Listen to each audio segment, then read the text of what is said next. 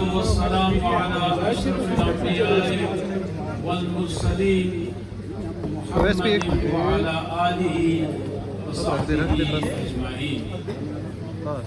أعوذ بالله من الشيطان الرجيم. بسم الله الرحمن الرحيم. كم من فئة قليلة غلبت فئة كثيرة بإذن الله. صدق الله مولانا العظيم. جنگ بدر کے حوالے سے یہ حقیقت ہمارے سامنے ہے کہ اللہ جب چاہتا ہے تو اپنے 313 پسندیدہ بندوں کے ذریعے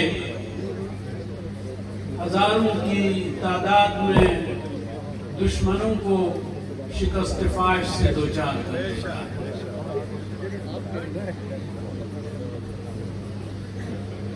اب کی بار دنیا نے ایک ایسی ہی جنگ دیکھی جس میں ایک طرف نہ صرف ہندوستان بلکہ اس کی پشت پہ فرانسیسی رافیل، سوویت رشیا کی ٹیکنالوجی، اسرائیل کی ٹیکنالوجی اور اس کا بھرم کہ وہ اس خطے کا چوکیدار ہی نہیں تھانے دار بھی ہے اور اس کی اجازت کے بغیر اس خطے میں پرندہ بھی پر نہیں مار سکتا. جو حیثیت اسرائیل کی مشرق وسطیٰ میں ہے، ہندوستان کا خیال یہ تھا کہ جنوبی ایشیا میں ہندوستان کی بھی ویسی ہی حیثیت ہے. وہ جس کو چاہے جینے دے اور جس کو چاہے مار دے، جس پہ چاہے حملہ کر دے، جس کو چاہے اپنا لے. ہندوستان اس خطے کی واحد وہ طاقت ہے جو 1947 کے بعد اس نے اپنی زمین میں اضافہ کیا. انڈمان، نکوبار، اس نے چڑھائی کرنی چاہیے. سری لنکا پہ، مالدیوز پہ اس نے مشرقی حصہ ہمارا کاٹ پھینکا.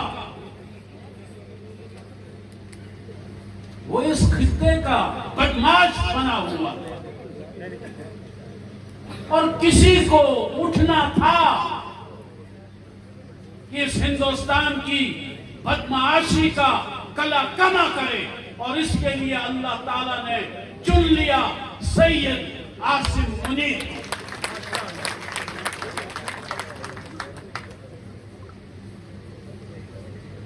فیلڈ مارشل نے جنگ سے پہلے واضح کیا کہ پاکستان دو قومی نظریے کی بنیاد پہ وجود میں آیا ہے. جنگ سے پہلے فیلڈ مارشل نے واضح کیا کہ قائد اعظم نے کشمیر کے بارے میں یہ کہا ہے، فرمایا ہے، کشمیر از دی جگلر وین آف پاکستان. یہ پاکستان کی شہرگ ہے کشمیر. انہوں نے یہ بھی کہا کہ یہ شہرگ تھی، ہے اور رہے گی. انہوں نے یہ بھی کہا کہ ہم نے کشمیر کے لیے ہندوستان کے خلاف 3 جنگیں بھی لڑی ہیں، اگر 10 جنگیں بھی لڑنی پڑے تو ہم لڑیں گے. تو اس لحاظ سے یہ جو کچھ इन चंद दिनों में हुआ, ये एक सोचा समझा एक प्लान था हिंदुस्तान को शिकस्त देने का।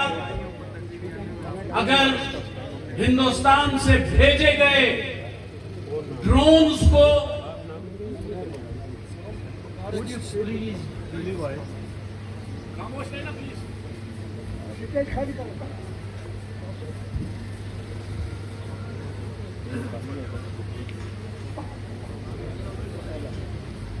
ड्रोन्स वहां से दागे गए, आप भी मैं भी हम सब परेशान थे कि इसका जवाब क्यों नहीं दिया जा रहा। लेकिन DGISPR ने जिस वक्त ये बात वाज़ेह कर दी कि वो ड्रोन इसीलिए भेजे जा रहे हैं ताकि हम जब उस पर अटैक करें, उसके नतीजे में वो दूर बैठा हुआ उनका एक शख्स उस लोकेशन को देखना चाहता है कहां से उठ के ये हमारे ऊपर हमलावर होते हैं।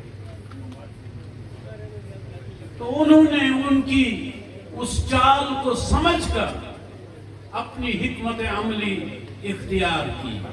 तो ये बेहतरीन हिकमत अमली का भी शाहकार था, ये जंग शाहकार थी, बेहतरीन हिकमत अमली की, बेहतरीन मीडिया मैनेजमेंट की। DGISPR बराबर वक्त रहे मौजूद, पूरी दुनिया को बताते रहे हिंदुस्तान क्या कर रहा है, हम क्या कर रहे हैं। मिसालों से समझाया उन्होंने कितने बच्चे शहीद कर दिए, कितनी मस्जिदें मिस्मार कर दी, कितने बूढ़ों को उन्होंने शहीद कर दिया, कितनी औरतों को बेवा बना दी, और अपना भी बताया कि हमने उड़ी के ब्रिगेड हेडक्वार्टर पर हमला किया, हमने फुला जगह मिलिट्री इंस्टॉलेशंस को निशाना बनाया, हमने किसी सिविलियन पर हमला नहीं किया, हमने फौजी ठिकानों को निशाना बनाया। तो ये एक बहुत जबरदस्त जंग थी।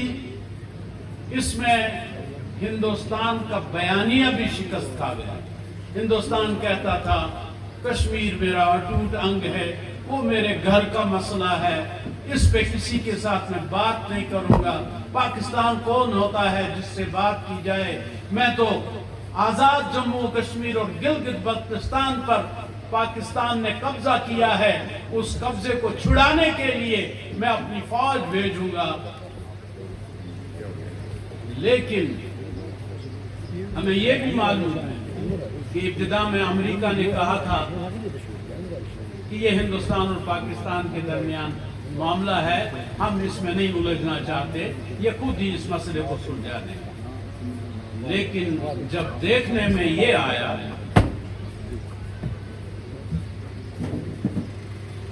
कि हिंदुस्तान जंग हार रहा है, तो अमेरिका दरमियान में आया, उसने जंगबंदी की बात की।